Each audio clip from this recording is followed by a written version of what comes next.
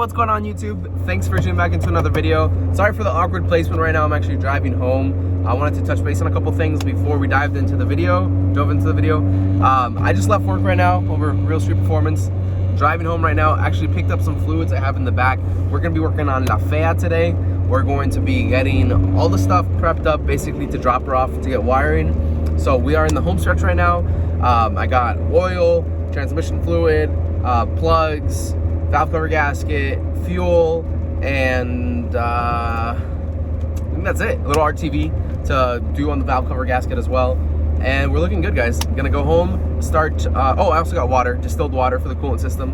Gonna go home, start putting all of that stuff into the car, working all the fluids in, and yeah, we can get started with the final put together for La Fea to go get wired. So I'm pretty stoked. Thanks for tuning in, guys. Let's get to the garage and let's start doing some work. All right, guys, we are back home in the garage. Car's still on jack stands. We're about to start with those fluids that we talked about earlier. And right in front of me, I picked up a couple other stuff at the parts store. I just got some regular brake fluid right there, some distilled water. Now, I'll be honest with you guys. In the last couple builds, we haven't really done distilled water for the coolant system. We've done regular water and a little mix of some other stuff that you guys will see at the dyno. But let's, for the sake of this video, just put in the distilled water, make sure that everything's nice and clean in there. It's not gonna rust as much as like hose water, but whatever. Anyways, we're gonna be putting the water in the system, make sure that there's no leaks. Also gonna be putting the oil in it. Like I said, I'm doing the Hpl Braking Oil to make sure everything's nice and lubed up. I have a generic parts store oil filter. Now, typically on these builds, I'll do like a OEM Honda filter. It's just what I like to do for my preference. But that's just gonna be for the break-in, essentially, for startup, and running it to make sure that everything's nice and good. And obviously, I need a valve cover gasket. I've been needing to get one for quite a while. I actually just picked one up at work. So yeah, I've been putting that off. Gonna throw this on, gonna go ahead and put some water in it. Let's go ahead and fill that up in the meanwhile. And I finally get to use this fancy squirrel pod that I made a couple months ago. So yeah, let's check that out right now. You guys see that? You guys see that? Y'all see that fly? What the? Dude's got super speed. Not today, buddy. Not today. Good old brake cleaner to the rescue. Anyways, back to what we were doing. Let's open up this hood. Now I have the front bumper off right now, as well as the headlight supports. I took the headlight supports off because I painted them from the last time you guys saw them on the video. These are nice, gloss black now. And the front bumper is off because I got this Optima yellow top, which is the battery that I'll be running for the build. That needs to get mounted and whatnot. Just got this at the parts store. So I just need to drill in some holes onto the bottom. This is just plastic right there. It can be drilled straight through with this dry cell battery. In my old setup, I already had some holes pre-made for it, but it wasn't a backdoor intercooler. It actually wrapped around the battery. So it's gonna be a little bit different right now, but that's gonna be somewhat of the mounting area. I might go under the side of the frame rail or something like that, but it's gonna be right up here in the front section to offset driver's weight. Obviously it's not gonna match it, but every bit can count when you're offsetting weight like that. It comes in handy when you're doing like corner balancing and whatnot. As for the oil, I'm gonna go ahead and add a little bit under the valve cover before I put it on, since I'll have the cover off anyways for the valve cover gasket. And this is that coolant fill port that I mentioned to you guys. I actually made this out of just some aluminum piping, capped the ends of it. I have a threaded hole at the bottom. If you wanna put like a pressure sensor or a drain valve or whatever it may be, you can do it through there. Right now, I just have it capped at the bottom. Moroso high pressure cap at the top. Option right here for a overflow, which I'll end up making like a little overflow somewhere over here in this section.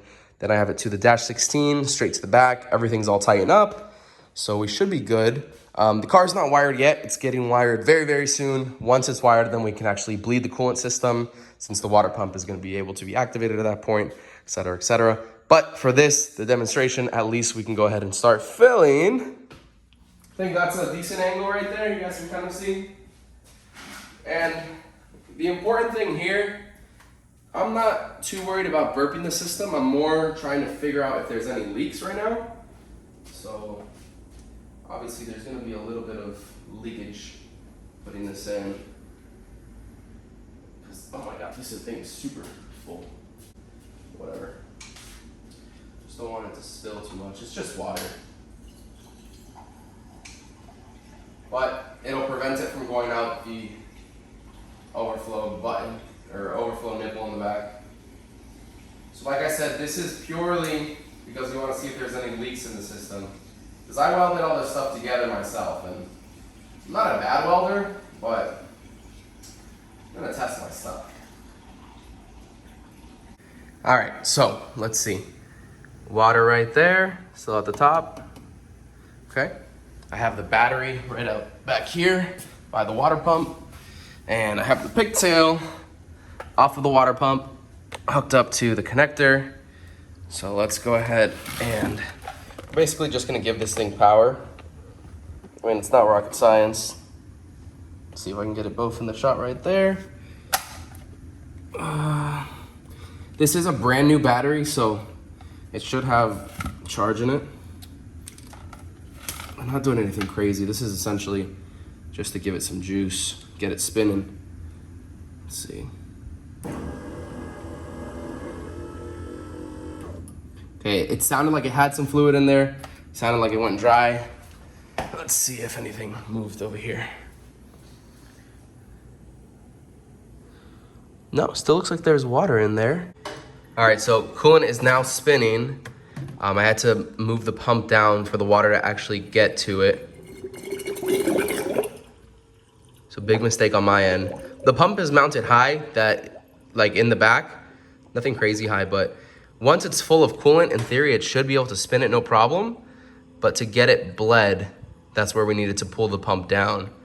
So it's starting to burp right there. So I have it, don't look at my plastic boots just covering it, ignore that. I have it down low right now, sitting off of the chassis. I made a quick release plate for it, so it's pretty easy to take on and off. So now I have water cycling through it. Now the water's actually burping out a lot better. So I'm gonna let it run for a couple minutes. Right there, it's gulping it in. I'm still on the second gallon right now. Okay. But I've seen some of the other guys that like have electronic water pumps. They end up burping it out like this for a couple minutes at a time. So it could take some time, which is all good.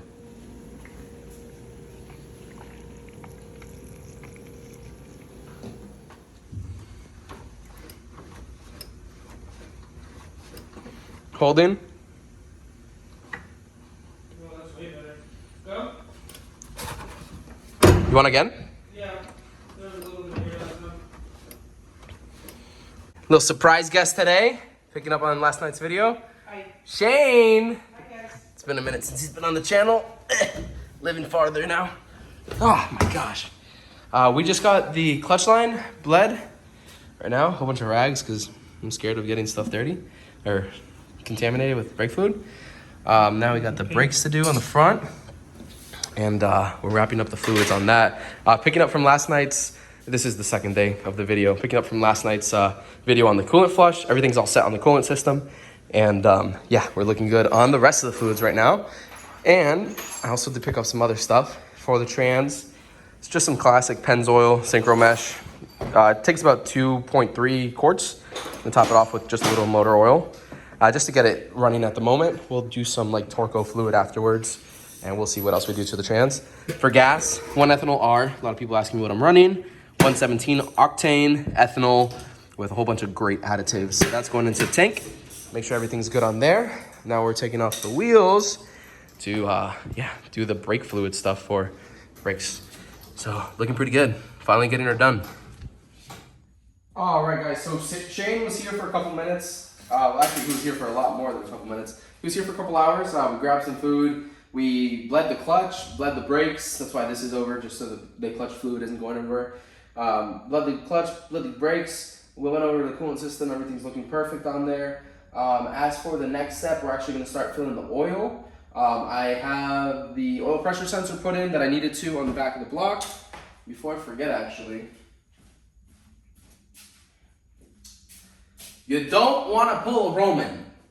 So we gotta put an oil filter in it. Normally I'll like fill this halfway or at least enough so you can put it on. So yeah, we're gonna go ahead and get this put on right now. Just gonna crawl underneath. It's just like an AutoZone or Advanced Auto Parts oil filter just to put it on, CarQuest, whatever. We'll end up doing an OEM Honda one, which is what I usually run. but this is fine for the time being. Go ahead and thread this on. All right, the oil filter threaded on there, nice and tight. Now, typically we use the fill port right here at the top of the valve cover. I need to put a valve cover gasket on there anyway, so let's go ahead and remove the coil packs. Valve cover comes off, set this off to the side.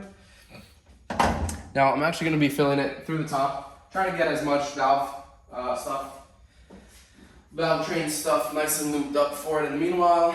Try to see if I can get it onto the cams a little bit. And I'm using Hpl Braking Oil. This is actually what we run in a lot of the race program cars. It helps a lot with break-in of the piston rings.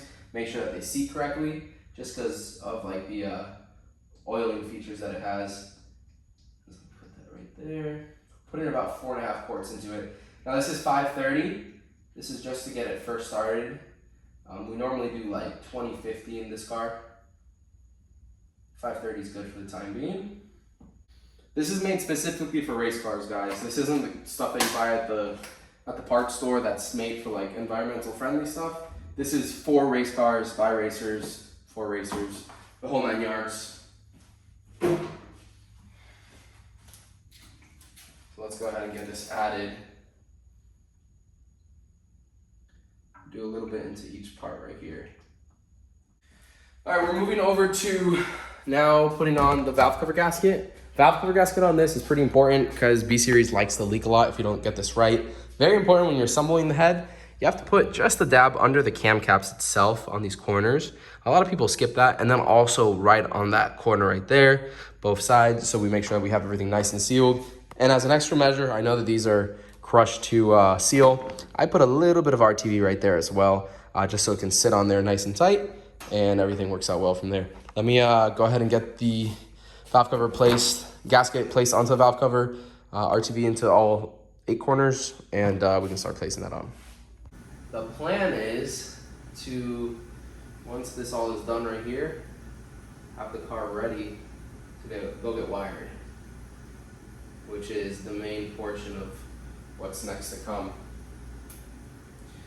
Once the car is wired, we can get it tuned, and once it's tuned, we're back to playing on the street and on the track, guys.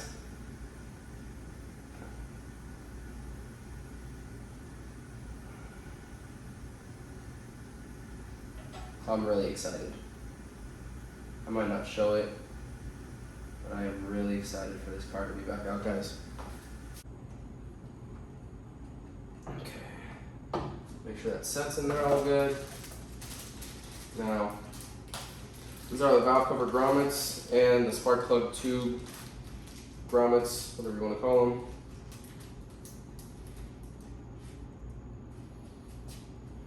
Get these on.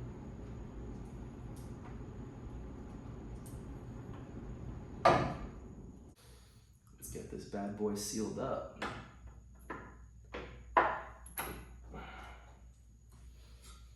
Nothing's a better feeling with valve covers than pressing it onto the location and having like all the RTV and the gasket actually seal down. I think it's a really satisfying feeling. All fresh grommets. Now I really want to do the speed factory stuff, but I'm just trying to get the car running right now, guys.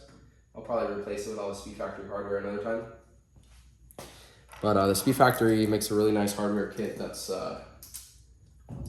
it's all titanium hardware for up here.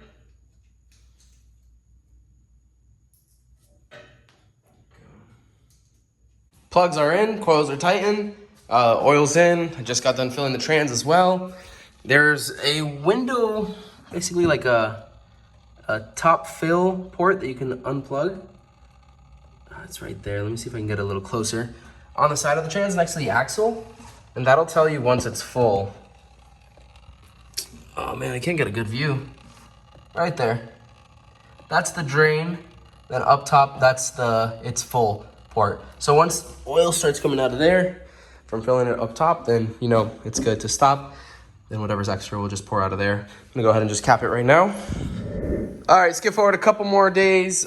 We just got the charge piping on. I haven't had a lot of time to be home and actually get all this stuff buttoned up, but finally doing good. Pulled the passenger seat out of the daily, put it in the driver's seat area. If you don't know, the front 2 bolt holes line up perfectly. The rear, they're at a different angle, so they don't line up. But this is just in place right now, so we could actually go get it wired, have the fixture of how everything's gonna sit, and actually be able to sit down and like get it started and drive it around the block once it's time. Hopefully we can tune it like that as well. But that's gonna be just a temporary solution for now.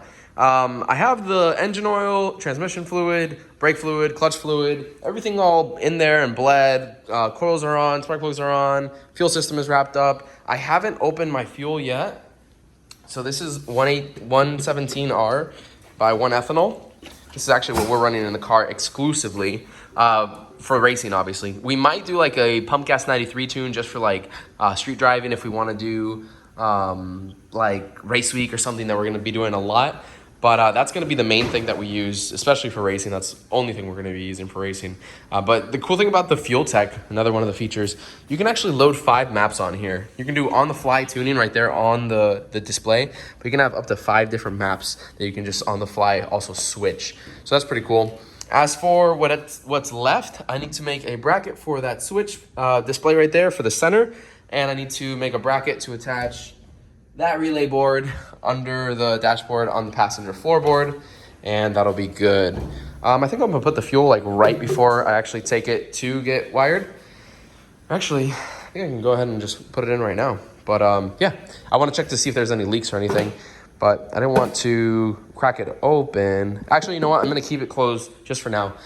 Everything's good quality fitting, so there shouldn't be any leaks. Obviously, we'll check for it once we get to that point, but cool that we have it on the side ready to go along for when the car gets wired. The only thing I need to do aside from the wiring stuff on the inside, which is, like I said, the relay board and the switch panel to put in the center, I need to make a bracket or actually mount the radiator, or not the radiator, I can't talk right now.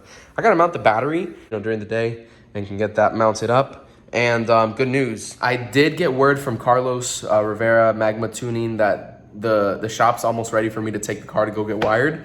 So I'm really stoked. He's finishing up a Porsche that he's wiring. And I think after that, that's the car that when it leaves, I can have a space for my car to go in because he's got a whole bunch of projects at the shop right now. I'm just waiting on him to have some space. But as soon as Magma's done with that, I can go ahead and take the car over there. He can start wiring it. And normally he takes about 3 to 4 days to wire a car.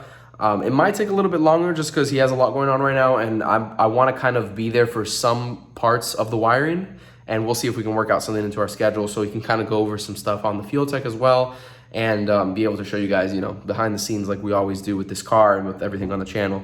That being said, guys, I am going to wrap up the video for today. It has been like kind of a compilation of the last 4 or 5 days. Sorry, I'm dropping stuff. 4 or 5 days for me, and you guys are just, seeing this edited video.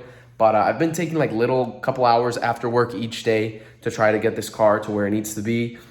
So I haven't been doing as much content just because I don't have as much time, and it's the really small stuff like waiting for little parts to come in, waiting for little connectors or boots, whatever it is. But hopefully we're on like the end game right now. Everything is coming together, and the car is gonna get wired very soon. Just gotta get that battery on there, switch panel, relay board, and can take it over there to get wired.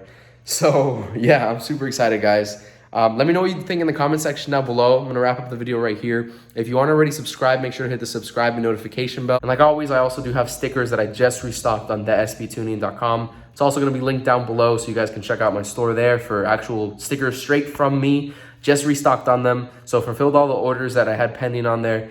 So if you want to support and grab a couple stickers, I'm going to be releasing some shirts again soon. The last ones have always sold out, so they're very limited. But whenever we do drop merch, I want you guys to have first access as subscribers on the channel. So that's all going to be linked down below as well. The shirts should be in a couple weeks when I do another run of them, but the stickers are available right now, just restocked. So check them out, guys. It would really help me out a lot if you guys can support me like that. And if you can't, by all means, it's not a problem at all. Just keep on supporting by watching the videos and engaging with it. And yeah, I love you guys. Thanks for watching. We'll see you on the next video. Peace.